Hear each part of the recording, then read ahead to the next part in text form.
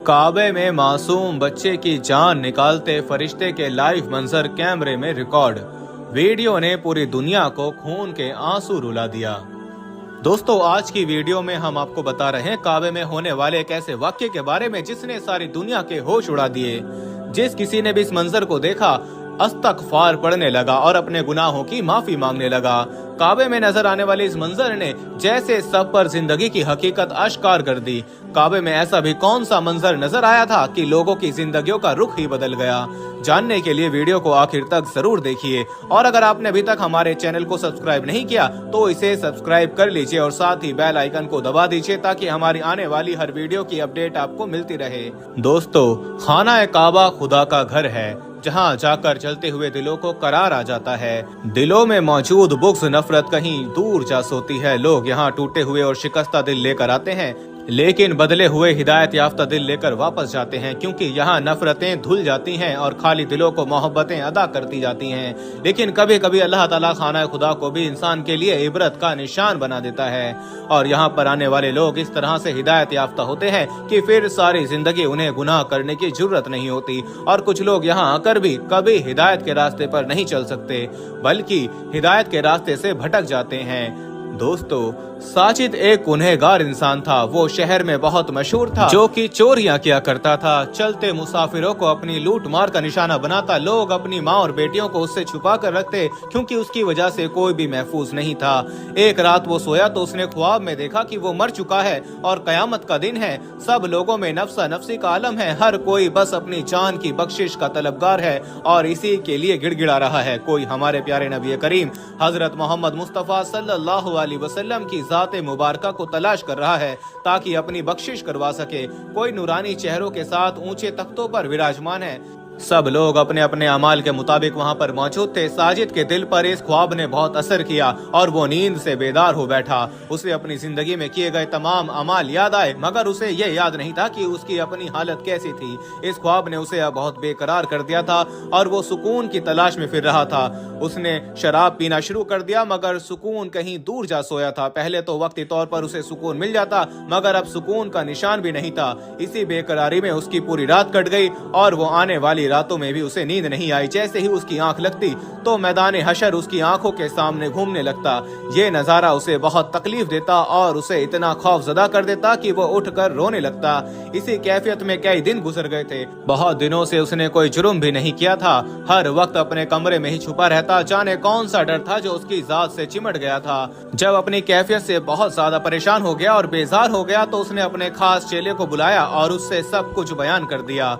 उसका चेला भी अपने मालिक का ये हाल देखकर हैरान रह गया कि कहाँ उसका गुनाहगार मालिक और कहाँ इस तरह के दीन के ख्वाब आना और उसका इस तरह से बेचैन होना। उसका चेला समझ गया कि शायद खुदा इसे हिदायत देना चाहता है, इसलिए इसे एक अल्लाह वाले का पता बता दिया कि इसके पास जाओ, शायद वो तुम्हारे दर्द का कोई दरमा कर सके। साजिद उम्मीद की कैफियत में उठा और उस अल्लाह वाले के पास जा पहुंचा। अल्लाह वाले से कुछ देर बातें करने के बाद उसके दिल का बोझ हल्का हुआ। वो घर लौट आया। उस रात वो कई दिनों बाद चैन की नींद सोया था, मगर ये चैन की नींद ज्यादा दिन तक उसका मुकद्दर न रह सकी। उसे फिर से वही बेचैनी लाहक हुई। वो दोबारा उसी अल्लाह वाले के दरबार में जा पहुंचा। अल्लाह वाले को उसके मामला समझ में आ रहे थे कि गुनाहों ने उसके दिल को बेचैन कर दिया है। उस पर बहुत सारे बंदों के हुकूक थे। अल्लाह अपने हुकूक तो माफ कर देता है, लेकिन बंदों के हुकूक कभी भी माफ नहीं करता, और जब तक वो बंदों से उसके हुकूक माफ नहीं करवा लेता तब तक उसे चैन नहीं मिलने वाला था। अल्लाह वाला उसे मायूस करके लौटाना भी नहीं चाहता था। वो जानता था कि अगर अल्लाह की तरफ से उसे हिदायत मिल रही है तो वो जरूर हिदायत याफ्ता हो जाए। इसलिए अल्लाह वाले ने उसको हज या उम्रा करने का मशवरा दिया। बात साजिद के दिल को लगी और वो तैयारियां करने लगा, मगर उसके जहन में फौरन ये ख्याल है कि उसने तो सारी जिंदगी हराम का माल इकट्ठा किया है। उसका हज और इबादत कैसे कबूल होगी, और क्या वो हराम के माल के साथ हज करने जा सकता है। मगर फिर उसने सोच लिया कि वो अल्लाह के दरबार में जाकर माफी मांग लेगा।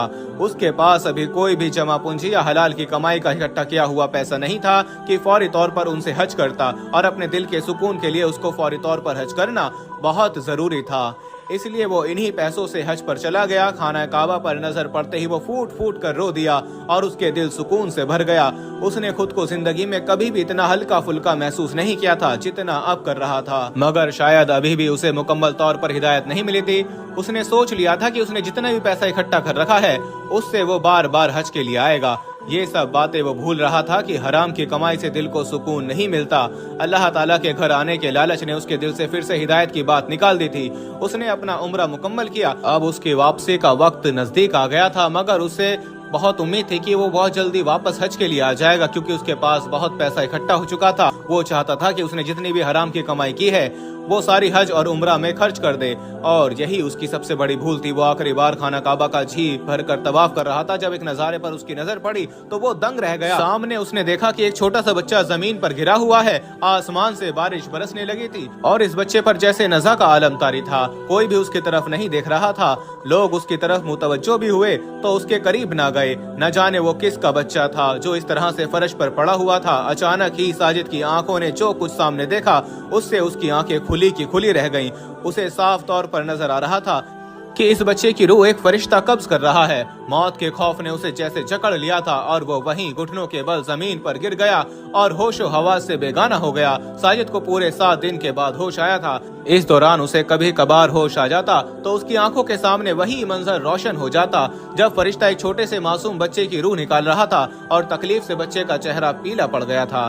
उसके चेहरे से उसकी तकलीफ महसूस होती थी और ये बात साजिद के दिल को तकलीफ पहुंचा रही थी।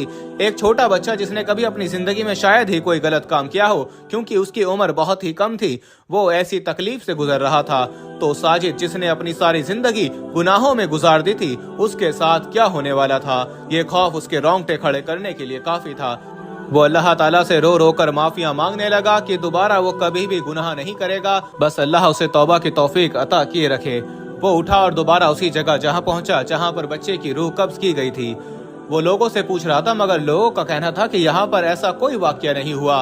वो बार बार 7 दिन पीछे की तारीख दोहरा रहा था। ऐसा कैसे हो सकता था कि एक बच्चे की यहाँ पर मौत हो गई और वहाँ पर मौजूद किसी भी इंसान को पता ना हो। एक सिक्योरिटी गार्ड जो बहुत ज्यादा पुराना था, साजिद ने जब उससे इस मामले के बारे में पूछा तो उसने भी मुकम्मल तौर पर मना कर दिया। इस मामले को कभी भी साजिद हल नहीं कर पाया कि उस बच्चे को मरते हुए सिर्फ उसी ने क्यों देखा। आज साजिद बहुत ही नेक इंसान है, राह खुदा में बहुत ज्यादा सदका खैरात करता है। लोगों का लूटा हुआ माल उसने लोगों को वापस कर दिया और जिन लोगों को वो नहीं ढूंढ पाया उनका माल उसने नेक कामों में लगा दिया है और हर वक्त अल्लाह ताला से अपनी बख्शीश का तलबगार रहता है ताकि उसे अल्लाह ताला माफ कर दे। वो समझ चुका है कि अल्लाह ताला ने खाना काबा में उस बच्चे की रूह कब्ज होते क्यों दिखाई। किसी की मौत देखकर उसकी सोच की नफी हुई थी कि वो हराम के पैसों से बार बार हज या उम्रा करने जाए और लोगों के माल को अपना माल समझे। दोस्तों, अल्लाह ताला की जात बड़ी बेनियाज है, जब चाहे इंसान को कुछ भी अता कर देती है। गुनाहगार से गुनाहगार इंसान को हिदायत के लिए इस तरह अपने दर पर झुकाते हैं कि बाकी तमाम बातें बेमानी होकर रह जाती हैं। अल्लाह ताला हम सबको हिदायत नसीब फरमाए। आमीन या रब्बुल आलमीन।